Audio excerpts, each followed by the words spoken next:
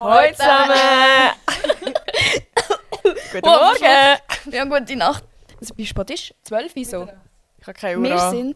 Es ist Geisterstunde, wir sind im Tessin in irgendeinem random Airbnb. Wir haben das Gefühl, es ist haunted. Wir sind da, falls du nicht das Video schaust, mit der Philippa. Hallo zusammen! Mit der Nati. Hi! Hallo zusammen! Wir haben da ein bisschen, nur 2 Mikrofone, also sind nachsichtig mit uns, wenn es ein bisschen ruscht oder so. Es wird eine Challenge, aber wir meistern das, weil wir sind wirklich gute Influencer. Ja, ich habe ja die Nati, sie kann mir dann helfen. Ihr wisst, ich bin nicht so gut mit der, aber sie ist schon länger. Aber es ist schön, es ist unsere erste Podcast-Folge gemeinsam. Ja, und alle sind so, mach mal mit der Nati, Mami. Ja. Und jetzt machen wir mit der Nati und noch mehr. Ja. Es gibt jetzt endlich Ruhe. Und Hannah und ich sind einfach auch dabei. Ja, ihr seid einfach noch mehr special. Ja. Ich habe auf Insta gefragt, folgt dem Losemal-Account, all der Luschen, wenn ihr immer noch nicht folgt, was ihr so hören würdet wollen von uns.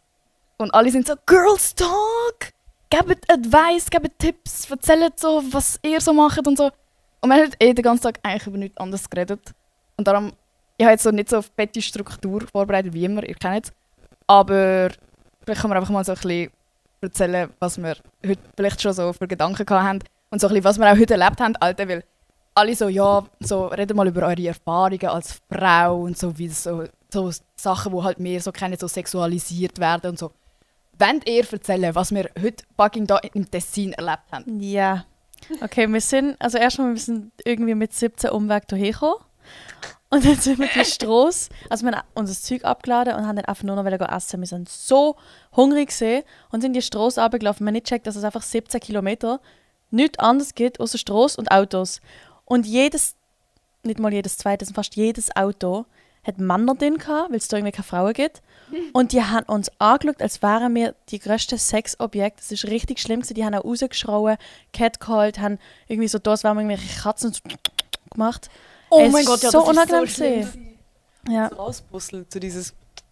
Ja, eben, und so richtig geschaut und so langsamer gefahren und so.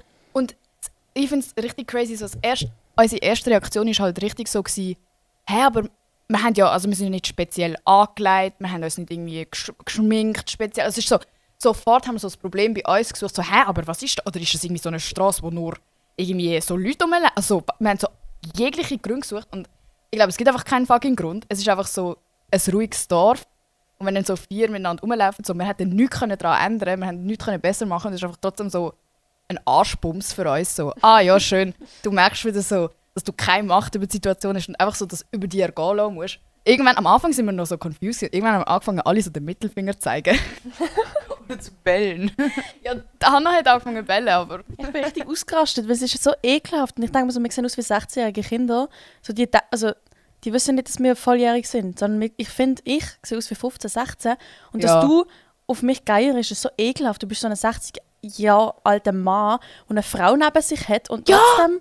mir irgendwie nachschreien muss. Die meisten sind mit einer Frau nebendran gesessen, die so ausgeht, als wären sie ein Pärchen und trotzdem trauen sie sich so hupen und so grusig tun. So, hä? Ja. Aber es macht überhaupt keinen Sinn, weil in Zürich wird das nicht so passieren in der Frequenz. Ja. Oder überhaupt. Wir sind ja nicht weit weg von Zürich. Da ist halt so ein kleines Dorf, die kennen keine junge Frau, die kennen halt alle. Und wenn dann 4 neue Dudes kommen, also aber wir halt... Mensch, wie sind wir da gelandet? Hannah, du hast Airbnb ausgesucht. Was hast du denn gedacht? Ich glaube, das war der Fehler. Ich habe es Airbnb ausgesucht. Sie hat wenigstens etwas gemacht. Ja, wie haben wir die Österreicherin machen lassen? Aber sie hat wenigstens etwas gemacht. Sie hat, weißt, wir haben nicht mehr entschieden, Hannah machen, sondern wir haben einfach alle so geschrieben, ja, wäre cool Ferien. Und dann hat niemand sich mehr gemeldet. Und dann, ja gut, ich suche mal Airbnb aus. Und wir sind auch alle froh, dass sie das gemacht hat. Ich habe uns ausgesucht, wo man nicht einmal Essen herbestellen kann. Es gibt ein Restaurant in der Nähe, das immer offen hat. Wir sind eine halbe Stunde gelaufen und wir dachten, ja, da vorne ist sicher gerade die Stadt. Und dann haben wir den Bus genommen. Dann sind wir eine halbe Stunde mit dem Bus gefahren und dann haben wir gedacht, komm, jetzt steigen wir aus. Dann haben wir eine halbe Stunde laufen, dass wir irgendwo mal ein Restaurant gefunden haben. Alle. Aber das ist kein Witz. Da hat es auch nur so eins gegeben, also jetzt auch nicht so eine große Auswahl. Und in dem hat es auch nur Pizza gegeben. Nur. Weil sonst hat es Essen erst irgendwie in 3 Stunden gegeben und sie so, ja, Solo-Pizza. Ja, aber es ist auch irgendwie 3 am Nachmittag gewesen. Also kein Mensch isst um die Uhrzeit so fetz Mini-Pizza wahrscheinlich. Bro, und vor allem, wir haben alle so... Sorry, wenn ich das jetzt sage, aber wir haben alle so gefühlt den Schisser bekommen nachher. Aber so die Hälfte von uns traut sich nicht zu schiessen. Weil der mal Gruselgeschichten erzählt. Ich mag gar nicht Nein, ich traue mich auch nicht zu schiessen, weil ich nicht will, dass ihr mich hört und geschmeckt schiessen. Ich habe mir auch nicht getraut, aber dann war sie weg und nur mehr Emma war da und sie so, geh schnell, jetzt sind alle weg. Sie haben Angst vor uns. Knapp. Gell, eigentlich sind wir die... Wieso haben wir Angst vor uns? Sind wir so böse? Ja, da kommen wir vielleicht schon zum nächsten Thema, Alter. Weil mega viele haben so gefragt, ja, können wir mal darüber reden, ob ihr so intimidated sind voneinander oder ob ihr euch so vergleicht miteinander. Oder wie das so allgemein, vielleicht jetzt nicht nur so bezogen auf uns, wegen so Influencer-Game, aber so allgemein, wie es so ist mit anderen Girls und so. Also, ich muss sagen, ich traue mich einfach nicht schiessen, weil ich nicht will judged werden. Wir pupsen alle voneinander. Wir reden über das Schiessen. Ich weiß nicht, wieso ihr ein Problem damit habt. Ich habe Angst. Vor allem, als ob mir so... Also ich komme so rein so, oh mein Gott, immer, es stinkt so nach deiner Ja, das Scheiße, macht man Alter. mal so jemand geschissen. So, Nein! Schau, das Ding ist, du musst so voll gechillt mit dem Thema umgehen. Wenn das einfach alle, weißt du, so, yo Jungs, ich kann endlich schiessen, jetzt gehe ich. Und dann, weißt du, da kommst du so raus, alle klatschen. Der bleibt mir mal. Alter, aber ihr pissen, weißt du, ihr geht so schiessen und es ist so, du hörst kein Bit. Ich schwöre, wenn ich schiessen, das erste, was passieren würde, wäre so... Ja, das Ich kriegt man TikTok ja so laut auf. Ich mache es immer noch mit Musik. Ja, und dann machst du... Aber du musst doch deine TikToks hören und es gibt doch so die einen Tricks, weißt du, dass es nicht blumst. Zum Beispiel so ein bisschen WC-Papier vorher rein tun, weißt du, so Der richtige Girl-Tag kommt. Alter, Wir wissen ja. doch alle, was da drin abgeht und jeder Mensch weiß, ich will der Welt jetzt zerstören, jeder Mensch weiß, dass du scheißt manchmal. Das ist eigentlich so dumm, ja. Es ist doch ganz Ja. normal, wieso schämen wir uns für das? Wir reden auch über unsere Tage und über Bums Ja, oder aber das ist gar nicht was einfach alles. so... Ja, for real, mir ist es auch weitergegeben worden, weil meine Mutter ist schon so. Bro, wenn wir 2 Wochen in der Ferien sind, die schießt... Oh, darf ich das echt... die kann es echt lang verheben, ist mein Punkt. Und ich bin so mit dem aufgewachsen, dass es so unangenehm ist. So die eine Hälfte von meiner Film. Und die andere Hälfte ist so mit offenen Türen am Schiessen, dass es so grusig ist, dass man wieder so sagt, wow, ihr grüsselt, ich würde das nie im Leben machen. Ich finde, es gibt so kein Between und zwischen so... Ich weiß nicht. Ich habe das Gefühl, wenn alle grusig wären, wäre es für mich nicht so schlimm. Aber ihr seid halt so gar nicht grusig. Doch, bei mir in der Wege. Ich schieße immer mit offenen Türen. Ich meine, Aber dann Die stimmt kennen doch die mich ganze komplett. Wohnung, oder nicht? nein, es ist jetzt, also ich schieße nicht immer mit offenen Türen. Wenn sie gerade 10 putzen und sagen, Leute, ich muss jetzt schießen, dann ist es halt so. Frage. Wieso machst du die Tür nicht einfach zu? Wenn sie auch rein müssen. Aber das könnte ich glaube wieder nicht. Also so, wenn ich schießen muss, dann brauche ich so meine Ruhe, dann Ja. brauche ich so mein Handy und dann muss ich mir jetzt Zeit geben und dann darf mich niemand stören. Ja, und vor allem, Philippa, ihr habt fucking 2 WCs. Es ist nicht so drastisch Aber eigentlich. ich bin lieber auf dem, wo alle reinkommen. Spaß. Sorry. Ich bin einfach immer sehr lang und sehr oft auf dem WC und es ist einfach eine Gewohnheit, dass ich dort chill und sitze und wenn sie halt dann reinlaufen, wenn ich gerade am Schießen bin, stört es mich nicht. Weil es ist so natürlich. Oder? So, ja, oh, Philipp, was war? Ah, scheiße, ja, hoi, hey, wie geht's? Ich habe Und flutscht's? einmal mit offenen Türen geschissen und das WC ist genau direkt gegenüber von der Eingangstüre. Und dann sind die anderen 2 reingekommen und es ist aber noch ein Nachbar gerade im Gang gesehen. Weil, also der Nachbar hat einfach direkt in mein WC reingeschaut und ich bin da gesessen und ich hätte noch nie so schnell eine Tür zugeknallt. Das war wirklich ein bisschen peinlich gewesen, aber hey Leute, wir machen es alle, oder? Darf ich zu dem eine lustige Story erzählen? Wenn ich eine lustige Story in den Sinn kam. Es war eben ähnlich wie bei dir. Aber es ist noch ein bisschen, ja, also... wir haben gerade neben unserer Haustür, die man halt aufmacht, haben wir auch ein WC. Ich habe dort auch geschissen. Aber es war so richtig... ich war so weg. 12 oder so. Und plötzlich läutet es an der Tür, weißt du? Und ich habe die Türen zugehört, weißt du? Ich habe gedacht, ja, Bro, wer läutet jetzt? Und es ist halt... es ist halt... Meine Mama macht halt die Tür auf. Und dann ist es mein Nachbar. Und dann fragt er halt so, wo ich bin und so. Und das Ding ist, es war Valentinstag und er ist voll herzig, er hat mir einfach eine Rose geben. Und meine Mama so einfach eiskalt, ja, sie ist gerade am Schießen. Und ich habe so gedacht, Mom, alle! Ja. Ja, und das Ding ist halt, weißt, er ist ja nicht danach gegangen. Er hat auch gewartet, bis ich rauskomme, alle. Bro, nein. Das ist wirklich, das ist einer von meinen schlimmsten Valentinstagen. Ja, ich glaube, schlimmer kann es nicht, ja. Aber immerhin, ich habe eine Rose bekommen. Also, nein, doch, es ist doch nicht das Schlimmste gewesen. 12 kriegst du eine Rose. Was bist du für ein Player gewesen? Ja, gefühlt das letzte Mal gewesen. Nein, Spaß. Can. Nie eine Rose bekommen am Valentinstag. Ja, nicht. Doch, ich glaube einmal. Meine Also Mutter hat eine an Valentinstag Geburtstag, das ruiniert mir alles. Oh, Ja. Oh. Ich will das Leben lang nicht Valentinstag feiern. oh. Ja, anyways. Okay, vielleicht zurück zum Thema so... Zurück wir zum haben ja Thema kein aber Schiessen. Zurück zum Thema Nein, weg vom Thema Schiessen. Wir haben jetzt genug das Thema behandelt. Also wenn ihr schiessen müsst, schiessen einfach, sind nicht so wie die Hannah und ich. Obwohl die Hannah hat ja... Boah, wie viele Menschen sind jetzt gerade am Schießen, was sie im Podcast hören? Gell, lasst ihr den Podcast beim Schiessen. Ich glaube, die Schreibt meisten das mal hören ihn zum bitte. Schlafen. Kannst du so eine Abstimmung machen? Ja. So, und dann werde ich gerade auf dem WC. Stimmt ab auf Und Spotify. dann, wenn ja, warum? Weil man langweilig ist. Nein, also zum Thema, das ich eigentlich ansprechen wollte, und wir sind zurück zum Schiessen gekommen, ist so, dass man vergleichen und so. Habt ihr so am Anfang, wo wir einander noch nicht so kennt haben, vielleicht habt ihr dann eher das Gefühl gehabt, so, wir vergleichen uns miteinander? Weil wir haben heute schon etabliert, dass wir uns eigentlich nicht so auf die Art vergleichen. Wer soll ich sagen? Ich glaube, wenn man nicht so Friends mit jemandem ist, dann hat man diesen Konkurrenzkampf vielleicht nur eher. Wenn man sich denkt, die ist irgendwie voll hübsch oder die hat mehr Follower oder Geld, keine Ahnung was. Aber wenn man dann so Friends ist, geht das irgendwie weg. Ich habe es bei euch aber glaube nie gehabt. Ich weiß nicht wieso. Ich bin eher so gesehen, hey, ich freue mich, die mal kennenzulernen, weil wir alle in der gleichen Bubble sind, alle etwas Gleiches machen. Ja. Und ich bin auch von der Emma hatte ich Angst gehabt, weil sie hat mal ein Video gemacht und ich habe es als Hate gegen mich aufgenommen. Das ist aber eigentlich einfach nur ein funny Joke gegen die Buben gewesen. Und ich habe gedacht, sie mobbt mich. Ich habe so ein bisschen Angst gehabt, dann hat sie mir irgendwie mega herzig geschrieben mal. Siehst du, ich bin so nett. Ja, und dann seitdem habe ich sie mega gern. Oh mein Gott. so herzig. Ja. Und bei dir, Emma? Ich habe schon mega, aber ich habe allgemein, jetzt nicht für euch spezifisch, aber allgemein immer mega Respekt vor dem, weil ich halt schon eher das Gefühl habe, Leute sind auch ein bisschen judgy in dieser Szene. Und ihr sind so wirklich so die, wo ich wirklich weiss, so, ihr seid es nicht jetzt. Aber ich habe das Gefühl, es gibt schon, also ich meine schon, es ist auch alles so oberflächlich und so, eben so, das Erste, wo man sich denkt, ist auch so, ja, hat die jetzt mehr, hat die mehr Followers oder... Das ist das Ding. Ich habe das Gefühl, nicht mal wir vergleichen uns, sondern Zuschauer vergleichen Ja. vielleicht uns miteinander. Und dann fängst du erst an, das so, also, und gerade blöd gesagt, zum Beispiel jetzt wir machen ähnlichen Content, wir machen beide Schweizerdeutsch, haben beide blonde Haare, weißt du, so. Ich habe das Gefühl, gerade da hat es halt viel Potenzial zum wie sagen wir, so vergleichen. vergleichen, ja. Und darum... Ich habe das einfach eher, dass ich denke, dass die Zuschauer dann denken, wieso ist Philippa dabei? So, die ist noch niemals so erfolgreich wie die anderen, so, wer ist sie? Alter, Ich aber denke alle erst sind so, aber so, bitte Philippa! ja, das Ding ist, ich weiss, dass ihr nicht so denkt, sondern ihr sind so, ey, komm mit und so. Und ich fühle mich, habe mich noch nie irgendwie nicht wohlgefühlt bei euch, wirklich. Und wir sind auch einfach alles Menschen, also wir tun nicht uns bewerten von irgendwelchen Followerzahlen. Und ich weiss auch, ich bin eher neu dabei und ich bin voll happy so, aber ich denke mir dann einfach so, was andere denken. Das ist eben das Problem mega. Ja, bei mir ist auch vielleicht so etwas, was mich immer noch stört, obwohl ich euch jetzt so kenne und so, ist so, wenn jemand kommentieren würde, so vor allem, zum Beispiel jetzt Nati und ich haben die gleiche Kampagne gemacht, so mit diesen Migros-Cookies, haben ihr wahrscheinlich mitbekommen.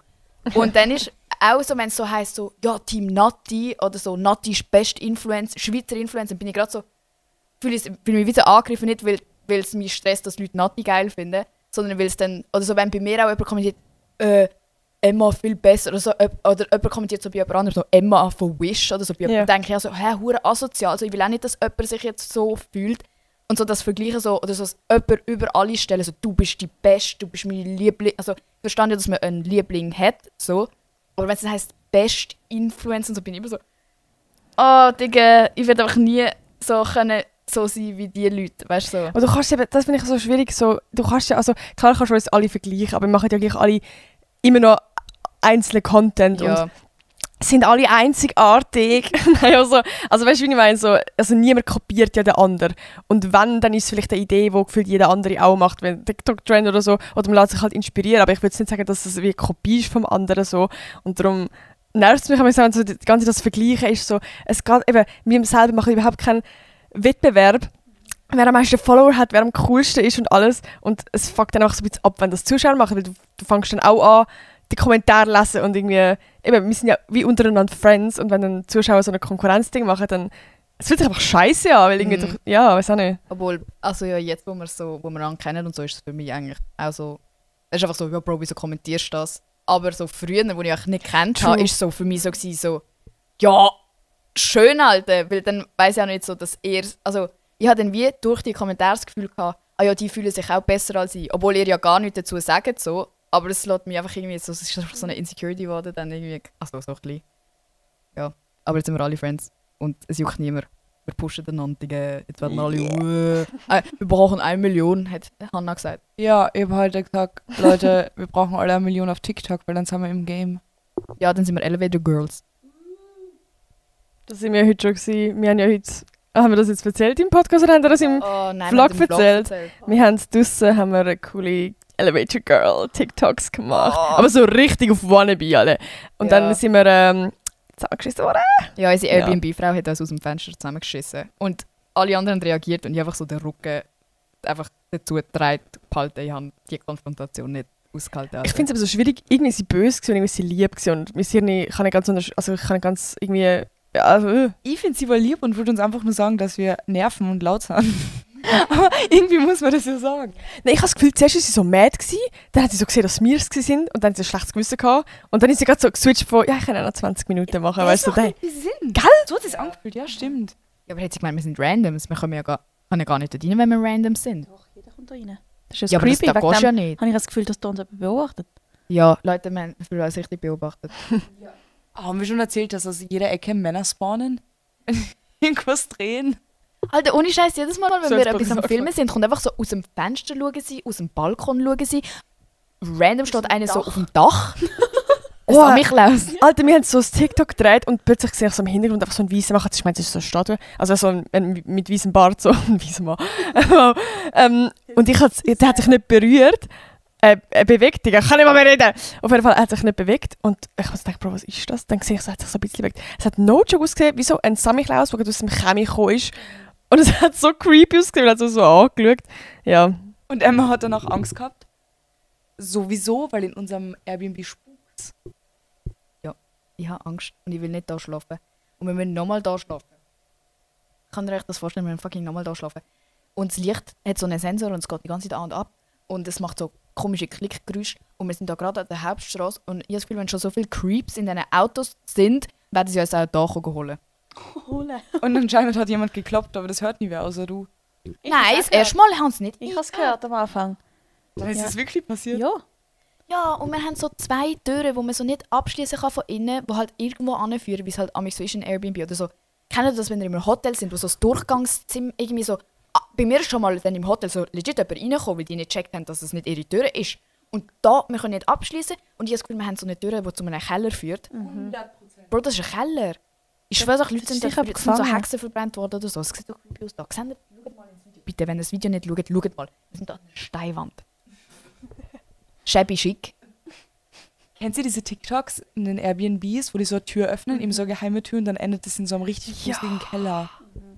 Alter. Erzähl so etwas nicht dem, hat die Angst. Ja, vor allem Hannah und ich hören beide so mega viele True Crime Podcasts. Aber da passiert nie was Paranormales.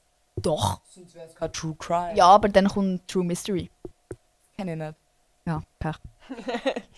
Okay. Anderes Thema. Ja, Habt ihr so funny, oder nicht funny, aber so crazy Ferien-Stories? Ich habe das Gefühl, da könntest du doch so viel... Es hat doch jeder so seine Stories von der Ferien. Oder habe ich nicht? Ja, du hast deine. Erzähl. Nein, ich habe jetzt gedacht, dass wir fangen Ja, ich das... habe eine, die so ein bisschen illegal ist. Oh, oh, ja, drop it! Ja, ich war so ein dummes Kind, das halt so immer Tierchen mitnehmen wollte. Und ich habe immer so in der Ferien so meine Katzen gehabt, die so immer zu mir gekommen sind und sie gefüttert haben. Wahrscheinlich ist das mega schlecht, weil nachher haben sie halt niemand mehr. Aber wir sind dann auf so einem Markt in Tunesien gewesen, und die stecken dir halt legit einfach Sachen in die Hand. Wenn sie so das Kind sehen, obviously denken sie, ja, das Kind will es dann nachher behalten und dann muss es die Mutter kaufen. Dann stecken sie immer so kleine Schildkröten in die Hand. Oh mein Gott. Ja, echte, kleine. Es gibt doch so Mini-Schildkröten. Und ich habe die dann erstmal so 2, ich habe sie irgendwie bekommen. Keine Ahnung, meine Mutter ist auch so ein Opfer, das so immer Tier muss haben. Und dann haben wir sie mitgenommen. Und Leute, judgen mich bitte nicht für das, ich bin ein kleines Kind sein. Und meine Mutter auch nicht, weil sie hat einfach das gemacht, was ich wollte. Dann habe ich die scheiß es sind 2 Schildkröten in meiner Schublade aufbewahrt. Aber ich habe so Sand und Äste und alles geholt. Also ich habe in meiner Schublade gelebt 2 Wochen in einem fucking Haus, Villa, wo wir da hatten. Und dann habe ich sie einfach im Flugzeug mitgeschmuggelt. Wie? Kann ich noch... Für das kannst du im Fall ins Gefängnis kommen. Oh, darf man? Länger als 10 Jahre her, oder? Dann ist es verjährt. Ja, Oder wie nennt man das? Verjährt. so Was will etwas. ich Schweizerdeutsch sagen? Ja, ich habe sie auf jeden Fall fucking mitgeschmuggelt und sie haben das überlebt. Und nachher? Und nachher habe ich sie auch daheim gehabt. Und In einem grösseren Cake und so. Sind sie mal gestorben, oder? Ja, sicher. Ich Die haben weiss nicht, jetzt ich auch habe die nicht. Überwinterung nicht anbekommen. Mörderin. Ja, Oh das nein. ist meine... Sie waren nicht mal Sonnenlicht, sie waren in einer Schublade. Gewesen. Nein, ich habe sie denke schon rausgenommen, aber so in der Nacht sind sie in der Schublade gewesen. Ich habe auch eine lustige und illegale Ferienstory. Und das war Skiferien. Ich war etwa 10 gewesen, mit meinen 2 Geschwistern. Und wir hatten noch 2 Freunde im Hotel. Und wir sind zu 5, haben so gedacht, wir gehen jetzt rodeln. Wie nennen wir das? Ja. rodeln, gut. Und dann haben wir so alle Bahnen dort im Wald, es war so eine Nachtrodelbahn gesehen, haben jede Bahn ausprobiert. Und irgendwann ist es ja langweilig geworden, die haben wir auswendig gekannt, haben wir gedacht, oh, da ist noch eine. Die ist zwar nicht beleuchtet, aber da ist auch eine. Und dann sind wir dort entlang gefahren und es ist irgendwie die ganze Zeit so nach rechts gegangen. Die ganze Zeit, wir so, hey, jetzt muss eigentlich runter. Und dann sind wir plötzlich auf eine riesige Piste gekommen. Und die ist halt gemacht gewesen. Es war einfach eine Skipiste gewesen. Und wir haben uns gedacht, oh mein Gott, da dürfen wir eigentlich nicht sein, okay, egal. Und dann haben wir gesehen, dass der Skilift, das war ja 12 Uhr nachts gesehen, dass der Skilift noch an ist. Und wir so, wieso ist der Skilift noch an? Und dann haben wir gesehen, dass dort Leute drauf sitzen, auf so 4er-Ding. Und alle haben uns gewunken und so, wow, wow, geschrauen und so. Und wir so, hey, voll cool, haben so zurückgewunken und sind so weitergefahren. Und irgendwann haben wir gecheckt, wieso, also, wir haben so das Tal unten gesehen und es hat so Fackeln gehabt und 3000 Leute, also das ganze Dorf. Das war in Österreich, das ganze Dorf ist dort unten gestanden und hat uns angeschaut, wie wir die Piste runterfahren. Hey, und wir haben gedacht, hey cool, die finden uns alle super lustig, wie wir dort runterfahren auf unseren kleinen Bobs. Und dann ist der eine Bob ab von einer Kollegin, sie hinten drin auf dem Arsch und wir alle auch hinten drin. Das heisst, wir sind in einem Speed dort runter, die Piste, und wir haben nicht mehr bremsen. Und dann haben wir gecheckt, vor uns ist eine Schanze. Das ist ein Skispringen gesehen. Und die Leute auf dem Skilift haben nicht gesagt, wow, Leute, die sind cool, sondern die haben gesagt, geht weg, es kommen Skispringer. Und wir rodeln dort runter in die 3000 Leute rein, aber über die Schanze noch, die belegt ist mit Fackeln. Wir haben alle gefühlt 3 Saltos gemacht, okay, ich übertreibe ein bisschen, aber gefühlt. Und wirklich, 1 Minute nach uns sind so 300 Skispringer gekommen, die so eine Show gemacht haben und so. Hey, und wir sind einfach in die 3000 Leute reingerodelt. Der eine hat sogar noch GoPro, kann man sogar Beweis dafür. Also ich schwöre, ich lüge nicht. Und dann sind wir einfach abgehauen, weil es ist komplett illegal, dass wir dort sind. Wir sind dort runtergefahren, haben die ganze Piste kaputt gemacht und... Ja. Oh mein Gott. Ja, ich bin 10 gewesen, also... Aber sind da noch über die Schanze so... Ja, also der eine ist wirklich... Also wir haben es noch geschafft, so auszuweichen. Es war einfach eine riesige Schanze gewesen. Und der eine ist wirklich drüber und der ist dann auch fast in eine Flamme rein. Weil es unten halt so Fackeln hatte, wo sie drüber gesprungen sind. Und wir sind halt nicht so hoch wie die Skispringer. Und da ist ja wirklich fast in die also es war wirklich saugefährlich gewesen. Wir haben es unseren Eltern erzählt und die haben es voll lustig gefunden. Das ist allgemein gefährlich. So, Bro, imagine, ich wäre so ein paar Sekunden später da gewesen. Ich wäre befahren worden. Ich wäre das Buchzeichen gewesen nachher, Alter. Crazy. Was ist deine Story? Ich habe jetzt voll nicht so eine Story. Die waren strong, eure Stories. Das ist geil, also ich kann jetzt gar nicht so mithalten. Bei mir ist es gar nicht so eine Story, wo... Wie sagt man, weißt du, wo jetzt irgendwie funny... Also weißt du, es ist eigentlich immer so eine funny Story. Also eigentlich viel zu kurz. Also wir waren in Amerika gewesen, und es ist eher so ein bisschen, wie sagt man, etwas, was du nicht erwartet hast. So ein bisschen, ich würde jetzt sagen, ein Schicksalsschlag. Das ist so ein bisschen crazy, aber wir sind so in Las Vegas gewesen. Also wir sind glaube ich 3 Wochen in Amerika gewesen. Ja, auf jeden Fall sind wir nicht angekommen in Las Vegas, und es gibt so ein ganz berühmtes Hotel. Wie hat das geheißen? Ich weiß es nicht mehr. Nein, es ist auf jeden Fall, glaube ich, eines der krassesten Hotels irgendwie so. Ja, auf jeden Fall egal. Auf jeden Fall haben wir dort parkiert, haben das Auto da, Koffer drin, und es ist halt so weggegangen, weil wir mega lange warten zum Einchecken. Dann kommen wir zurück und das Auto war offen gewesen, und einfach alle 5 Koffer einfach weg. Oh, das war schlimm gewesen. Es war so am 1 in der Nacht gewesen. Und wir haben nachher natürlich im Hotel gefragt und alles. Und die haben genau bei unserem scheiß Parkplatz keine Kameras gehabt. Okay. Sass. Ja, so richtig. Und Sind sicher die gewesen. nein, ich schwöre. Ja, nein, das Ding, wir haben dann nachher ja, also keine Ahnung, es ist Polizei und alles. Vor allem, es ist so, wie, wir haben nichts Wertvolles drin gehabt. Wir sind so Rich Peeps, die irgendwie so mit Ketten und rumlaufen, weil keine Ahnung, so. Wir haben einfach unsere Kleider drin gehabt, so. Und ja, irgendwie, also die Polizei ist halt gesagt, ja, wir können nicht so viel machen. Also, wir haben halt uns zugelassen, ja, wir schreiben auf. Aber was wollen sie gross machen? Es ist halt, sie haben keine Beweise und alles gehabt. Und passiert halt, also wahrscheinlich öfters so in Las Vegas. Ja, aber das Hotel hat, glaube ich, nachher uns einfach eine Nacht gezahlt. Aber zum Beispiel, das war auch das Beste gewesen. Die Versicherung, die hat nichts gezahlt, weil wir haben, wie sagen wir, eine Dingsversicherung, wenn man etwas klaut, wie sagt man? Nein.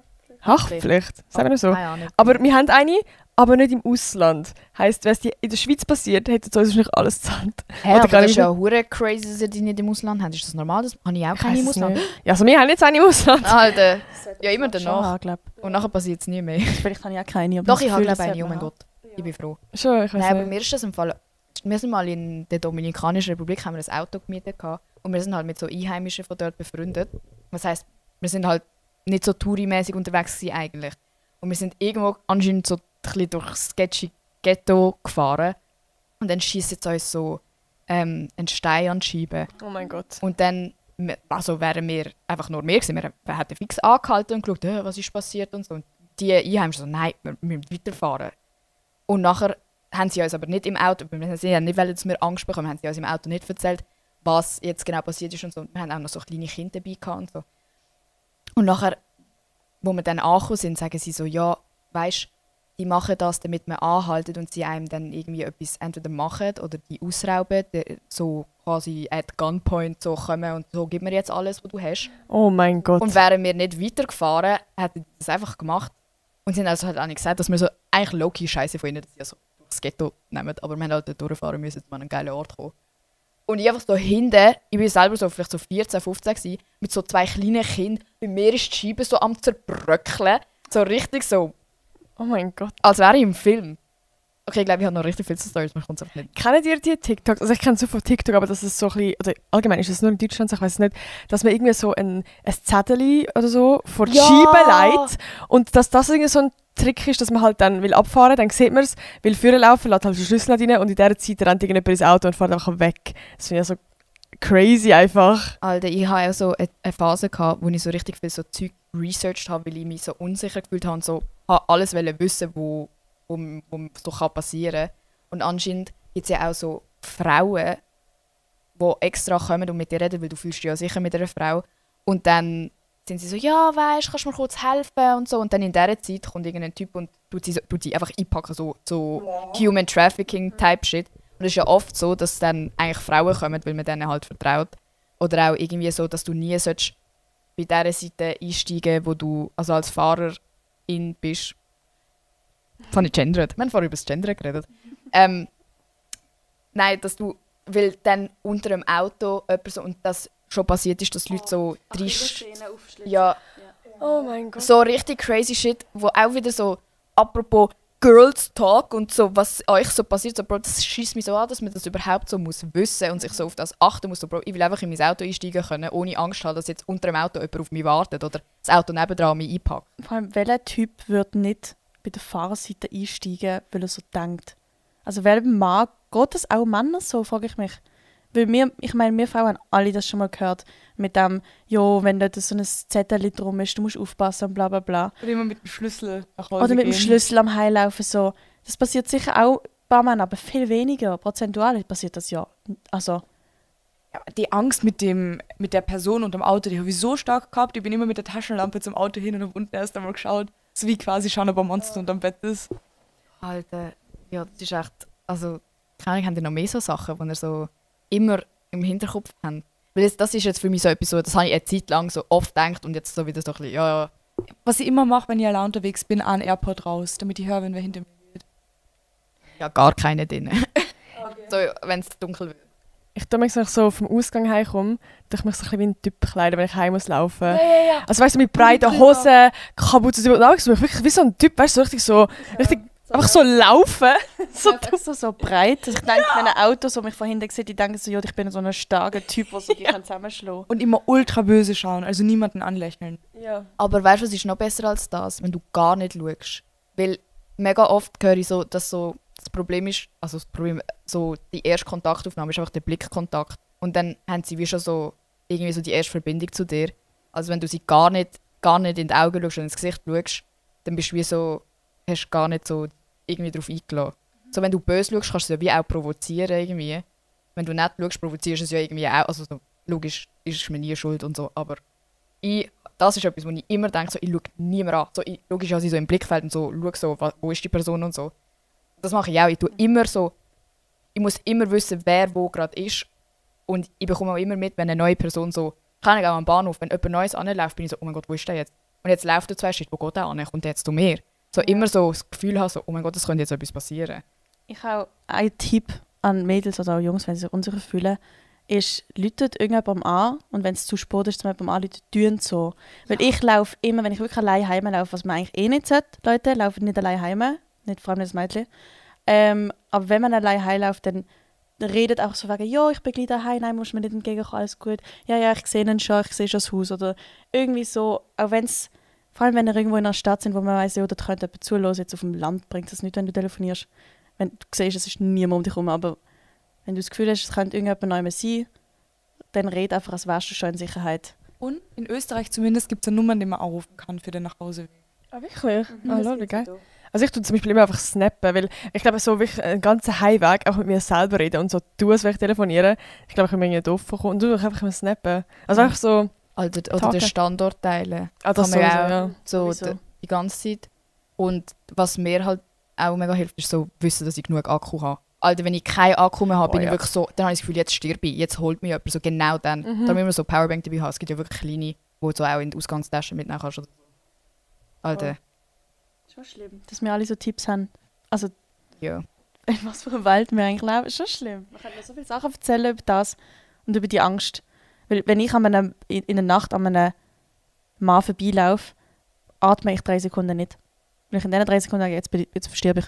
Da würde ich ja nie im Leben allein raus jetzt. Nein. So bei mir zu Hause schon, so am Land, aber da... Ja.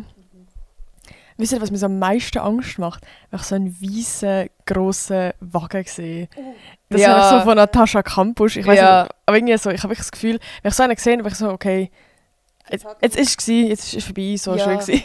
Oder allgemein, wenn jemand so langsamer fährt, bin ich gerade so, Oh ja. okay, Boah. ist okay. Ich habe so eine gruselige Geschichte. Ich weiß nicht, wann wir noch weiter über das reden oder nicht.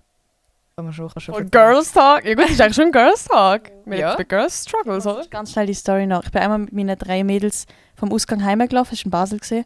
Und dann ist wirklich niemand auf der Straße gewesen. Und dann plötzlich sehen wir so vorne, wie dort so ein Lieferwagen steht, so eine weisse. Die Seitentür ist offen. Und gegenüber ist so eine, ich glaube, Shisha-Laden. Ich weiß nicht genau, so eine, ich glaube, Shisha-Laden. Und es stehen so 5 Männer zwischen dem Auto und dem Laden.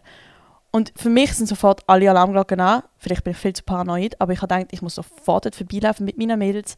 Wir dürfen nicht anhalten, weil die können uns einfach, die 5 Männer, können uns 4 Mädels so schnell in den Wagen stecken und es passiert ja wirklich. Und ich habe gedacht, wir müssen sofort da weg. Und meine 3 Mädels, irgendwie ein bisschen angetrunken oder so, haben irgendwie nicht sofort so gedacht, Hilfe.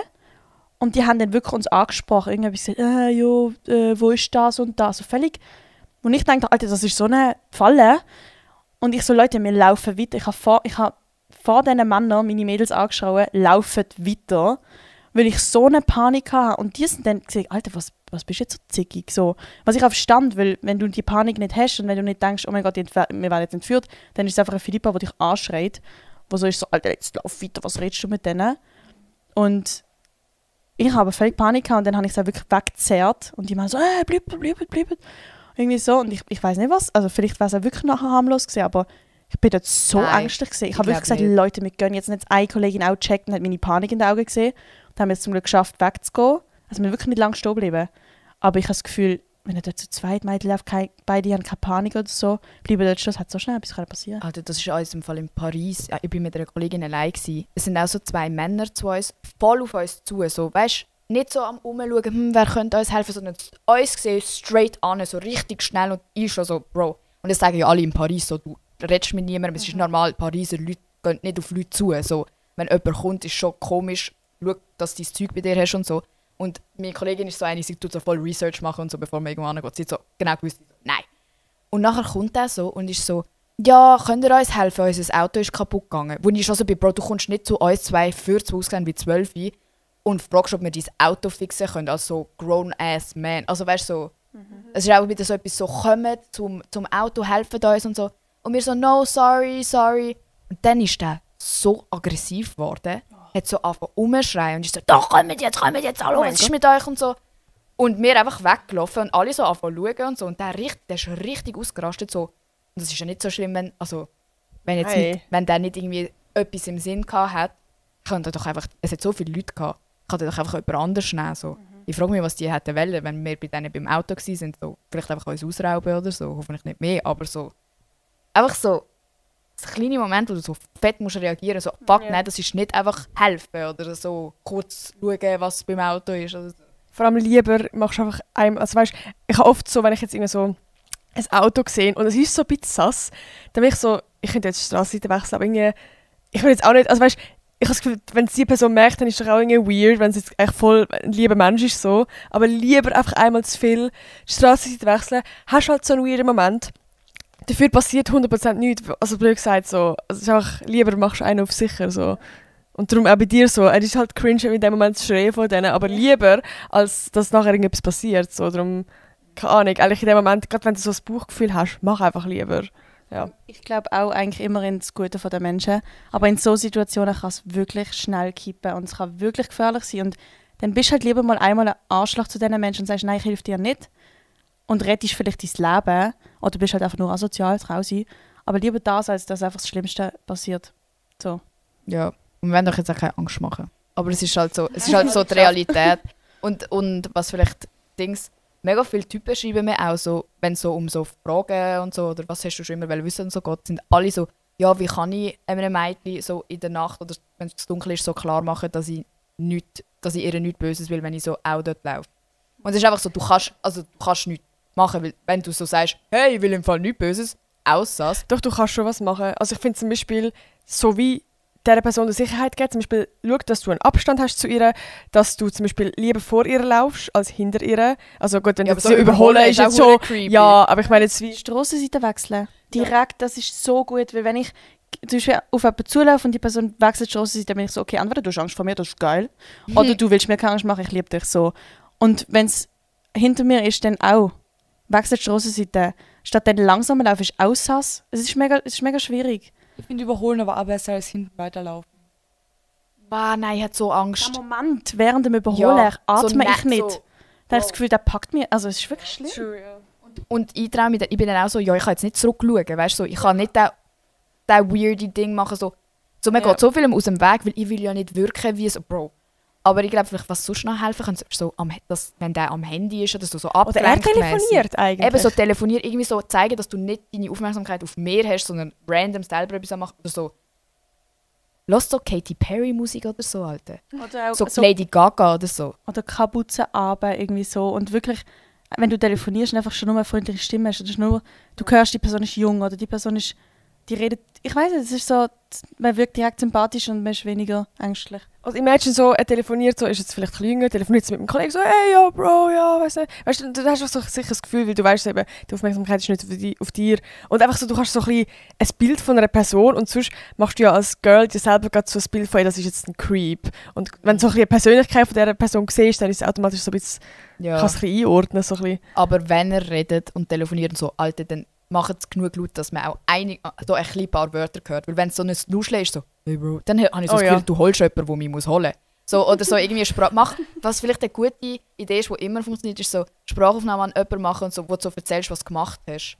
Weil das gibt dann, also weißt du so, hey, heute bin ich dort und dort gewesen. Das ist so einfach fucking normal. Und dann redest du wahrscheinlich auch so ein bisschen aufgestellt, so, erzähl einfach etwas Cooles, nicht etwas Böses oder so. Alter. Ich hoffe, die Tricks werden jetzt von keinem Kidnappern. Das denke ich auch immer. Oh mein Gott. Oh mein Ja. Gott. Ich glaube, die hören den Podcast nicht. Also ich schwöre euch, fickt euch, wenn ihr irgendetwas von dem missbraucht, ihr Arschlöcher. So. Oh Gott, Anna, jetzt habe ich Angst. Jetzt habe ich Angst. Ja, es sind Gell? immer Creeps, es sind immer Wenn jetzt Creeps. jemand die Strassenseite wechselt und eine Spruchnachricht macht, denke ich so, du Creep. Aber ich habe mal so einen Tipp in einem Podcast gehört, das hört sich jetzt vielleicht ein bisschen widersprüchlich an zu dem, was du vorher gesagt hast. Aber ich finde trotzdem, es ist ein guter Tipp. Und zwar, wenn dir wirklich der Sass vorkommt hinter dir, der verfolgt dich schon so länger und du bist da ziemlich sicher, da passt was nicht, kann zwar unangenehm werden, aber lieber mal riskieren. Umdrehen, richtig selbstbewusst hinstellen und einfach sagen, brauchst du irgendwas von mir oder warum verfolgst du mich? Kann sehr unangenehm werden, wenn es nicht der Fall ist. Aber wenn er was anstellen will, dann wird er sehr verwirrt sein. Von der Reaktion. Ja. Ja, voll so etwas machen, was unerwartet ist. Aber dann musst du wirklich so das Gefühl, es ist mega. Also so Leute, also das machen auch Kolleginnen von mir, wenn sie so das Gefühl haben, jemand verfolgt sie wirklich heim, dann laufen sie gar nicht mehr heim, sondern drehen einfach random ab. Und wenn die Person dann fucking jede Richtung genau gleich einschlägt und du laufst schon fast im Kreis und die kommt trotzdem mit, dann weißt du halt so, Bro, der verfolgt dich gerade halt for real. Und dann kannst du vielleicht schon so etwas machen. So etwas Unerwartetes. Boah, also das Thema, habt ihr auch schon so Angst gehabt, zum Beispiel so, blöd gesagt, jetzt zum Beispiel so bei Uber-Fahrern? Ja. Also, ich habe in Lyon habe ich das mega krass gehabt, dass ich wirklich, er hat die ganze Zeit, es gewusst wie ein Dude und die ganze Zeit nicht so, no, ça va. Also, bist verunsichert, hast Zweifel und ich so, nein, alles gut, weißt du, so. Und ich habe wirklich so, ich habe die ganze Zeit auf Google Maps geschaut, fahrt mich noch mit anders her und so. Das habe ich auch mega oft, dass ich so bei denen scary bin. Ich bin letztens erst in Köln, Berlin, keine Ahnung, irgendwo bin ich mit dem Taxi gefahren, also kein Uber, wird ja nicht der Standort getrackt. Und der Uberfahrer sagt auf einmal zu mir, der war sicher 50, kann ich dir eine Sache sagen? Zwei Sachen? Und ich so, ja. Und er so, du bist so beautiful. Und Oh. ja, ist eigentlich ein Kompliment wieder, aber du denkst dir so, komische Situation, warum sagst du mir das jetzt? Keine Ahnung, kann man sich sparen. So, ich würde das nicht machen an seiner Stelle. Nein, also gerade eben, wenn du so also wie alt ist er gewesen? Mindestens 50. Und ich denke mir, ich will nur, dass du mich zu meinem Standort. Genau, also weißt du, wie wenn du einen nice Tag hast und es ist entspannt, dann okay, du kannst ja mit einem Uber-Fahrer reden, aber ich finde gerade so eine Situation, du fährst ein junges Mädchen alleine, dann musst du nicht so Sätze sagen, weil das, Und das als erstes. ja, eben, das verunsichert einfach obviously so, ja. Ja, und das ist auch völlig das Missbrauchen von der Situation. So, der weiss, man muss einfach so höflich antworten. Irgendwie. Ja. So, du kannst nicht weg, du brauchst dem seinen Service irgendwie und du willst auch nicht unhöflich sein. Und der erlebt das so oft am Tag, dass er einfach etwas so pullen kann und die Leute sagen, danke. Genau so reagiert. Danke. Eben, nachher fühlst du dich nachher wieder schlecht. Denkst du so im Nachhinein, ich hätte eigentlich irgendwie etwas können sagen oder irgendwie nicht so nett reagieren und so. Und nachher sucht man wieder so das Problem bei sich selbst. So, fuck, hätte ich doch nur. Und dann laufen wir selber mit so einem dummen Gefühl rum und der denkt so, heute habe ich eine geile Weiber chauffiert. Ja, darum, falls Typen zuhören, so ist es, ein Girl zu sein. Aber da gibt es zum Beispiel, gerade beim so Uber-Fahrer, habe ich auch schon so Tipps gehört, zum Beispiel so auf TikTok. Also gerade wenn du sass findest, dass du wie ganz klar machst, also falls du mit dieser Person jetzt am Reden bist, dass du irgendwie an eine Party gehst oder noch mit hingehst und nicht so dir heim. Weil einfach für dich, dass du, wenn der sich weiss, wo du wohnst, das macht einfach Angst. So. Oder es könnte vielleicht auch dann passieren, als wenn er wüsste, ja, ich gehe zu einer Party. Ich habe Uberfahrern auch schon meine Nummer gegeben, weil ich nicht mehr aus der Situation rausgekommen bin. Und dann haben wir gedacht, okay, ich gebe eine Fake-Nummer, aber dann hat er so gemeint, dass er mich gleich anruft. Wieso hat er die Nummer wollen? Nicht aus Flirtgründen, sondern irgendwie, falls er mich nochmal führen soll. Nein, das hat bei mir auch eine gebracht in Berlin. Ist der so gewesen? Aber so eine Junge und dann dachte ich so, ja, okay, der ist jetzt nicht so creepy irgendwie. Der ist so gewesen, so, ja, ich kenne mich ja aus, ach ja, falls du nochmal jemanden brauchst und so. Aber er hat trotzdem so viel zu viel mit mir geredet. Also, vielleicht hat er mich auch nett gefunden, so, aber es ist halt gleich, ich glaube, man kennt alle so den Vibe, wenn einer so obviously so ein bisschen einem attraktiv findet. Und ich bin auch nicht mehr rausgekommen, ich habe dann auch meine Nummer gegeben und einfach so, ja, ich schreibe dir dann. Selbst wenn der nett ist, man hat immer das Gefühl, man kommt nicht aus der Situation raus, weil du sitzt in seinem Auto. Das ist eben das Schlimme. Es ist wirklich. Das Ding ist, bei so Zeug würde ich auch oft irgendwie einen Freund erwähnen, ich gehe zu meinem Freund. Oder mein Freund hat mich da angebracht, weil Männer sind so schnell abgeschreckt, wenn ein anderer Mann im Spiel ist. Und leider nicht, wenn eine Frau im Spiel ist, einfach nur. Oder Brüder. Oder ein Bruder oder irgendwie auch Kollege oder irgendwie jemand Männliches. Es ist mega schade. Aber ich habe zum Beispiel einen Kollege von mir, der macht immer, wenn er ein Mädchen zum Uber bringt oder so, wo man ja eigentlich denkt, hey, ich habe sie bis zum Uber gebracht, ich habe ihr ein Uber bestellt, sie ist safe. Dann noch so tun, als wäre es deine Freundin. Dann noch sagen, Schatz, komm gut heim oder ich komme nachher. Irgendwie etwas, weil dann sind die Uberfahrer sind ja gar nicht angetörnt davon. Also die Uberfahrer sind jetzt voll fies, aber wenn jetzt jemand so würde denken, wow, ein Mädchen, sind die gar nicht angetörnt, so mit dir zu flirten, weil sie wissen so, die hat einen Freund, ich will die nicht. So, ein anderer Mann hat die schon. Und das ist mega traurig, aber es ist so, weil bei mir ist ja oft, wenn mich jemand anmacht und ich sage, ich will nicht, so, nein, ich gebe nicht meine Nummer, ich will nicht. Erst wenn ich sage, ich habe einen Freund, also so fake, ich habe keinen Freund, aber wenn ich sage, ich habe einen Freund, dann gehen sie erst weg. So schlimm, und ich möchte die Ausrede nicht bringen, weil ich möchte einfach so können sagen, nein, es geht meistens nicht. Das ist wirklich immer so. Alter, jetzt bringe ich einfach immer als erstes gerade, nein, ich habe einen Freund. Ja. Also ich habe keinen, aber manchmal ist das so, also ich bin auch schon so, immer am HB sind so die ganz weirden Boys, die so einfach, keine Ahnung, irgendwie 30 sind oder älter, die so zu mir kommen. Also weißt du, zuerst denke ich so mega cute, aber irgendwie auch mega weird. So dass, hey, ich habe dich gerade gesehen und ich finde dich voll hübsch. Und dann kommt auch das mit dem so, ja, das ist mega lieb, aber ich habe einen Freund so, nein, nicht, das sagst du sicher. Und dann, weißt du, in dem Moment bin ich irgendwie auch so überfordert und dann zeige ich halt so mein Hintergrundbild und dann so, okay, ja. Selbst wenn es eine Ausrede ist. Ja, einfach geht dahinter, Alter. Gell, also wie bist du denn noch angetan, wenn eine literally nicht will? Bei mir ist auch dort in Berlin ist so ein alter Mann zu mir gekommen. Man hat obviously gesehen, er hat Geld. Da ist mir hinterher gelaufen, Straße für Straße für Straße, bis er mich an einem roten Licht, und in Berlin ist ja schnell mal rot, bis er mich dort so abgefangen hat und so neben mir kommt so, Entschuldigung, darf ich dich kurz stören? Und ich habe so gedacht, ich habe etwas verloren oder irgendwie, keine Ahnung, der war so alt gewesen, wirklich wie so ein OP, einfach so schon gestylt und so.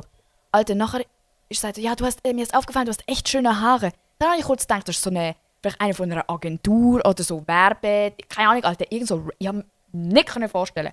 Nachher hat er so weiter gesagt, so, ja, kann ich dich vielleicht ausführen, du bist echt eine hübsche junge Dame und so. Und ich so, ja wirklich, dort bin ich mit dem Savage-Ding gewesen und ich bin allein dort gewesen. Oh mein Gott. Nein, habe ich gesagt. Und nachher ja, kann ich dir wenigstens meine Karte mitgeben? Wirklich, weißt du, ich bezahle natürlich. Oder kann ich dir wenigstens meine Karte, also Bankkarte, habe ich nachher gecheckt. Ich meinte so, Visitenkarte, also Bankkarte mitgeben, weißt du, fürs Shoppen und so. Ich so, nein, einfach nein. Und nachher so, bist du nicht 18 oder wie? Und ich, doch, aber nein.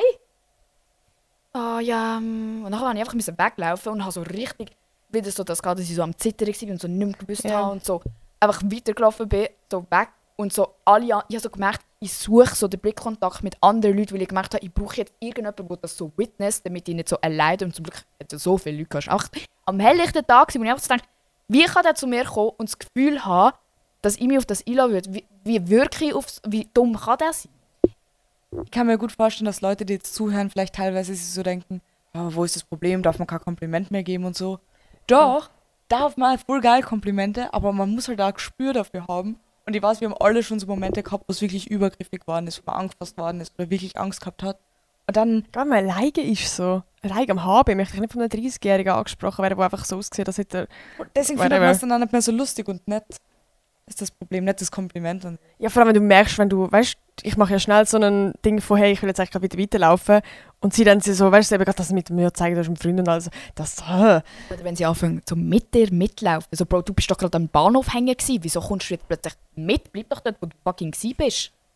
So mit dir über die Straße laufen und so, nein, also wieso, bitte, nein, bleib doch. Nein, komm, red noch ein bisschen mit mir. So, Bro, ist es nicht peinlich? Boah, ich bin mit meiner Kollegin auch am Zürich-Stadelhofen gsi und dann sind wir so am Anstag für Bubble Tea und so, hat auch irgendwie so einen wirklich älteren, 35-Jährigen. Du hast gemerkt, er ist ein bisschen weirdo, weißt du, so, hat auch so meine Kollegin angesprochen, hey, ich finde dich voll hübsch, kann ich deine Nummer haben? Und sie halt einfach so, nein. Und nachher so, okay, und dann ist er gerade weggelaufen. Und dann sind wir halt auch shoppen und so, no joke, 2 Stunden später, wir sind wirklich am anderen Ende von Zürich gsi, klopft er einfach so uns hinten an die Schulter und sagt so, ja, sorry, willst du jetzt mit mir wirklich keinen Kaffee trinken?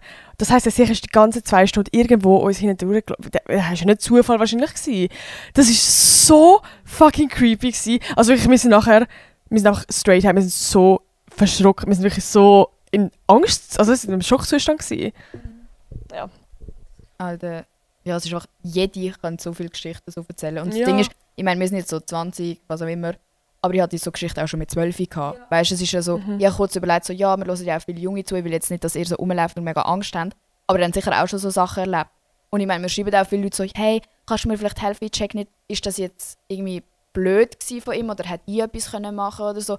Und die sind einfach fucking nie die schuld. Und ja, es ist blöd, wenn Leute so komisches Zeug machen, das sich einfach nicht richtig anfühlt. Sobald es sich irgendwie unwohl anfühlt, ist es scheißegal, ob sie es nett meinen, ob sie dir nur ein Kompliment gemacht haben. So, es gibt einfach Sachen, die sind nicht angebracht.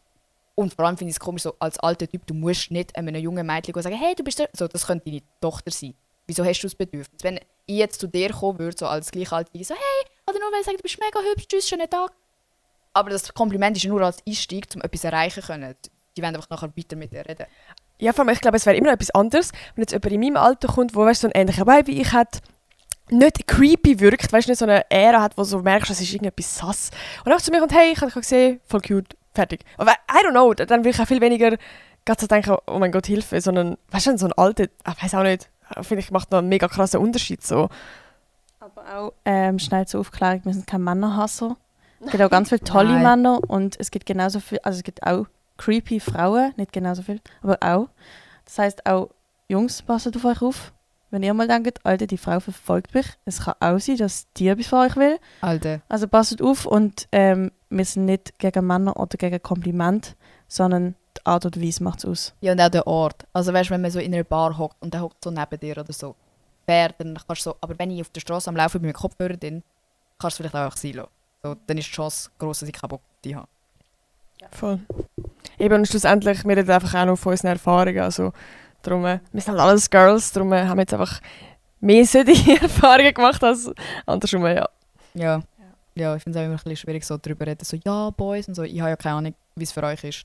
Und ich habe auch keine Tipps, so, hey, wenn euch eine Frau verfolgt, Bro, vielleicht nicht. Alter, ich habe das Gefühl, wenn eine Frau das macht, ist es vielleicht noch ein bisschen crazier, weil... Ich habe das Gefühl, es ist psychisch. ganz Jetzt an einer sind immer so falschen die, Art. die auf Drogen sind Ja. und so. So richtig. Aber ist ja bei Boys eigentlich auch so. Also, du hast ja, musst einen psychischen Schaden haben, wenn du so wirklich so einen. Also weißt du, Das so, glaube ich gar nicht. Ich glaube, es ist einfach so, es wird so akzeptiert ein bisschen. Ja, das stimmt. Und weil es so viel häufiger ist, ist es so, ja, bei denen ist es so normal. Und wenn es eine Frau macht, wäre es so, oh mein Gott, also so, was zum Fick, weil wir würden da eigentlich nie auf die Idee kommen. ja. Ja, es sind halt allgemein so blöd gesagt, sorry, so Crackies. Oder vielleicht Leute, die ein bisschen eingeschränkt sind. Der und nichts dafür Menschenhandel. können.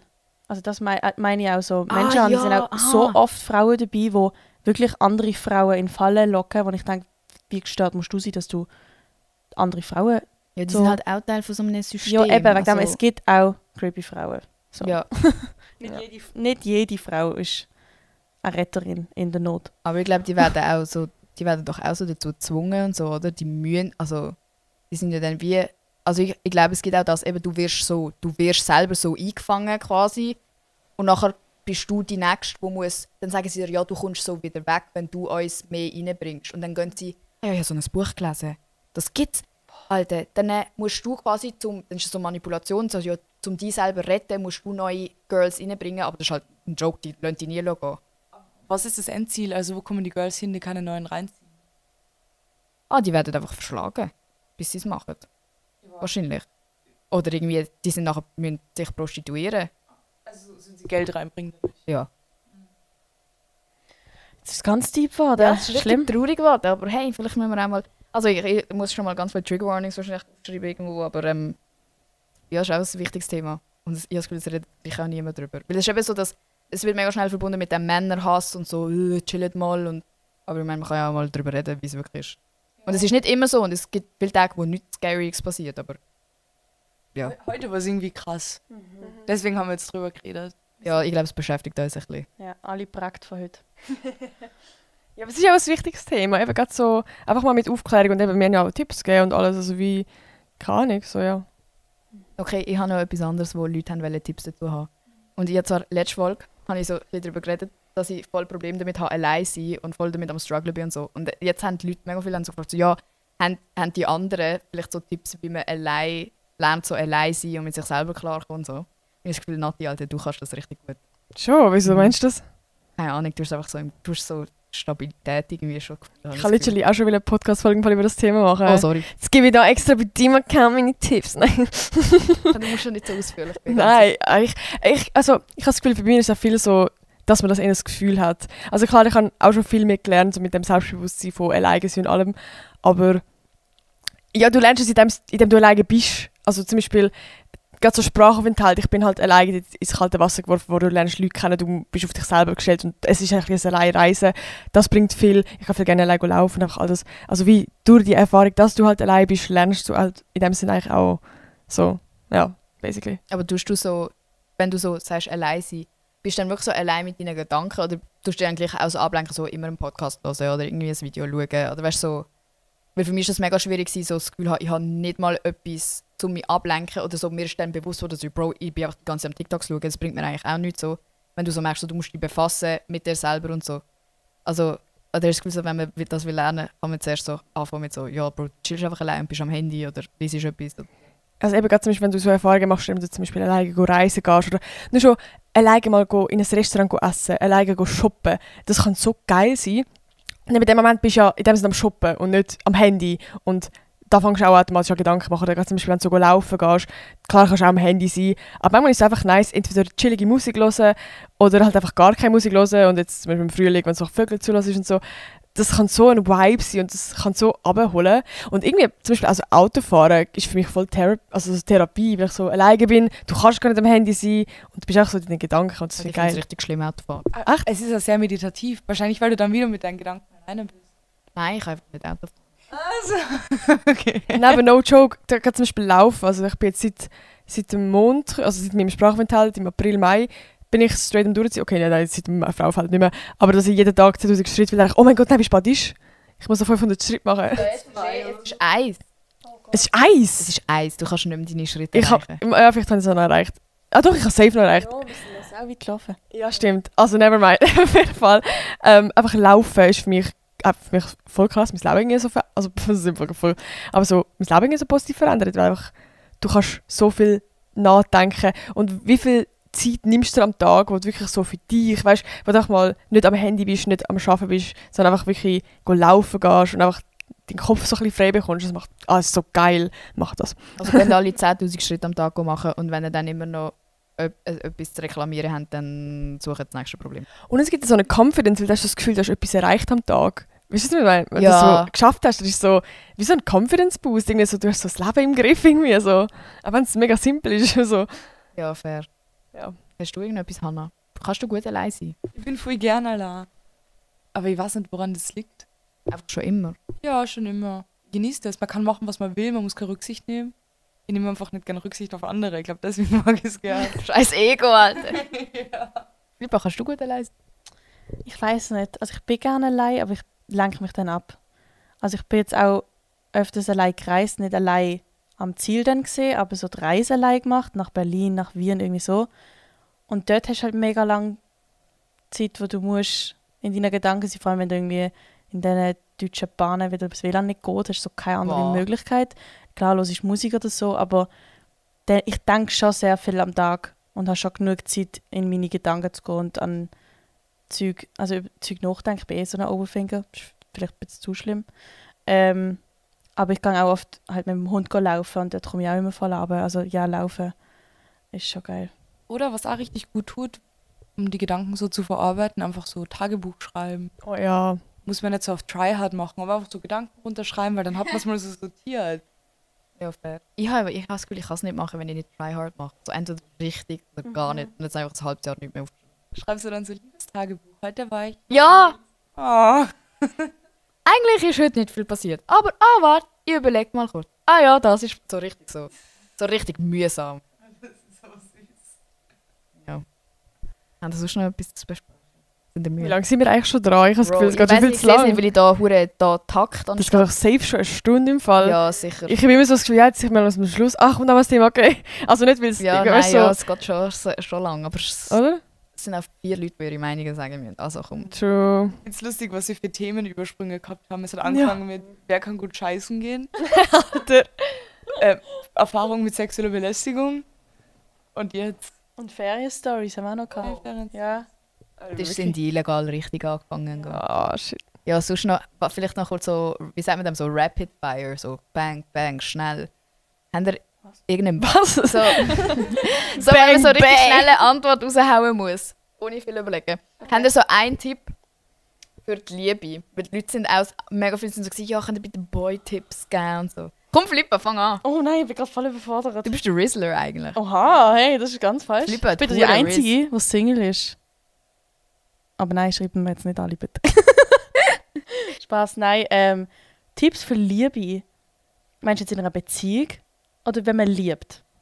Das ist ein Unterschied. Also, Ja, so Crush, Boy, oder Girl, was auch immer. oh, Verliebt. Oh mein Gott, ich will die gewinnen. Ich bin Oh mein ganz Gott, das muss schlimm. funktionieren. eigentlich sagt man so, jo, mach kein Spiele und so, ich bin die grösste Spielerin. Eben darum Ich- hast du Riz. Aber es ist ganz, ich mache mich selber krank damit. Und es ist ganz schlimm. Also ich zwinge mich dann lange nicht zu antworten, irgendwie, obwohl da bin ich schwach. Ich antworte immer schnell. Nein, aber irgendwie, ich bin auch so viel zu delusional. Ganz schlimm. Jetzt sind keine Akku mehr. Delulu. Nein, ich bin doch kein gutes Vorbild. Ich muss da selber an mir arbeiten. Also, Tipp, macht einfach nicht für andere Personen, um denen zu gefallen. Weil ich habe mich früher, glaub, ein bisschen verändert für irgendwelche Jungs oder so. Und es läuft besser, wenn ihr einfach ihr selber sind. Ja, das würde ich auch sagen. Ja. Ich glaube, ich bin so Team offene Kommunikation, also halt vor allem in der Beziehung. Aber ich finde, wenn man sich so kennenlernt, ich finde so, es ist voll wichtig, zum Sachen ansprechen, wenn es vielleicht manchmal unangenehm ist. Einfach so voll offen, eben zum Beispiel, I don't know, keine Ahnung, wenn man jetzt irgendwas in der Vergangenheit hat oder, also ja, kommt jetzt natürlich mega drauf an, so. Aber einfach, dass man voll offen auch über Gefühle kann reden und dass es, ja, irgendwie voll nicht so das Spiel spielen muss sein, sondern wirklich auch einfach kann sagen, nein, aber ich meine, wie, weißt du, dass man einfach kann sagen, so, hey, keine Ahnung, meine Feelings sind jetzt das und was ist bei dir und I don't know, einfach so ein bisschen voll offen kann reden und ich habe das Gefühl, das kann so viele Probleme lösen, weil gerade in der Kennenlernphase, wenn du nicht kannst kommunizieren, dann redest du aneinander vorbei oder du hast das Gefühl, er liebt mich nicht und ich will das nicht riskieren, bla bla bla und, oder einfach Fehlkommunikationen von hey, der hat jetzt das falsch verstanden und du lernst halt jemand Neues kennen und du weißt nicht, wie die Person tickt und vielleicht kannst du Triggerpunkte in dieser Person auslösen, wo du halt nicht weißt und wenn man das miteinander kommuniziert, dann kann man so viele Probleme lösen. Ja, Finde ich gut. finde ich gut. Jetzt bist du dran. Ich schließe mich da auch an. Und mein Tipp ist nur, habt Spaß. Ja, das vergisst man, glaube ich, manchmal, vor allem wenn man so verliebt ist oder wenn man in einer Beziehung ist, weil die Tipps sind voll wichtig und so. Aber ich glaube, man darf auch nicht vergessen, dass es einfach geil ist, wenn man so einen Best Friend nebendran hat. Mit dem kann man einfach Spaß haben, nicht alles überdenken. Ja. Yeah! Alter, ja, ich wollte auch so etwas sagen, so, man kann alle Tipps von der Welt so probieren befolgen und so, aber wenn du die falsche Person hast, bringt es halt wie nichts. So, du musst auch, also ich finde, ich habe mega oft in der Vergangenheit so ignoriert, oder so, ich habe es eigentlich vielleicht ein bisschen gewusst, aber einfach so das überspielt, dass es eigentlich nicht ein guter Typ für mich ist oder so. So. Wenn du eigentlich am Anfang schon merkst, so, der sagt so, ja, nein, vielleicht will ich nichts Ernstes und so, und du bist so, oh mein Gott, ich will etwas Ernstes. Und du machst einfach trotzdem weiter, weil du so die Hoffnung hast, eben so, ja, vielleicht kommt es ja noch oder so. Ich habe das Gefühl, es muss wie von Anfang an schon ein paar Grundlagen stimmen, dass man so beide das Gleiche will und das offen kann sagen. Und so, zum Beispiel, auch wenn er das Gleiche wollt, aber der andere kann einfach fucking nicht darüber reden, dann bringt es dir auch nichts. Weil es gibt Leute, die lernen das dann auch nicht. Logisch, man kann sich immer verbessern, man wächst zusammen und nicht alles ist perfekt. Aber so gewisse Sachen und Wünsche und Zukunftsvorstellungen und so müssen halt irgendwie schon übereinstimmen. Und wenn du ein schlechtes Gefühl hast, dann ist wahrscheinlich aus einem Grund, also nicht so overthink, schlechtes Gefühl, sondern von Anfang an so ein bisschen, du sollst dich ja gut fühlen bei dieser Person. Und es ist auch nicht, es ist nicht schlimm, mal sagen so, okay, ich glaube, das ist jetzt nicht das Richtige. Lieber machst du früher Schluss als in 40 Jahren und du merkst so, fuck, Alter. Ja, sucht euch tolle Leute aus, die euch gut fühlen und nicht, die nicht jeden Tag heulen. Aber sucht gar nicht. Ja, Sucht suchen nicht, nicht. aber wenn ihr jemanden aussucht, ich finde es auch fair zu sagen, so, ich habe die jetzt ausgesucht, nicht ich habe mich aussuchen lassen. So, Ja. aktiv so, den finde ich toll, den will ich. Weißt du so? Oder die. Ja. Meine Kamera blinkt, seit kein Akku mehr. Also wenn der ganze Akku aufbraucht, Alter. Ich bin richtig gespannt, wie lange die Folge jetzt geht. Ja, wahrscheinlich Ich kann so. schätzen. Ich wer am sag nächsten so dran ist. 23. Also warte 10. immer, sag du zuerst. 1,10. 1,23 sage ich. Wow, das hätte ich auch in der Nähe. Ich sage 1,15. 1,45. Nein. Alle anderen sollen Okay, ja. vergeben. So, ich könnte jetzt die Kommentare... Hast du Kommentare? Auf Spotify? Ja. Aha, ja. Sagst du dem Kommentar? Wie Ich sagst sage du einfach so. Ich weiß auch nicht, was ich sage. das? Ich sage einfach, mit Sorry, den Kommentaren. hören wir alles. Ja, oder auf YouTube. Hat es auch Kommentare. Jetzt wird auch auf YouTube Schreibe aufgeladen. denen, wer gewonnen hat. Ja. Ja. Crazy. Aber das ist wahrscheinlich unscharf und so. Das juckt niemand auf YouTube.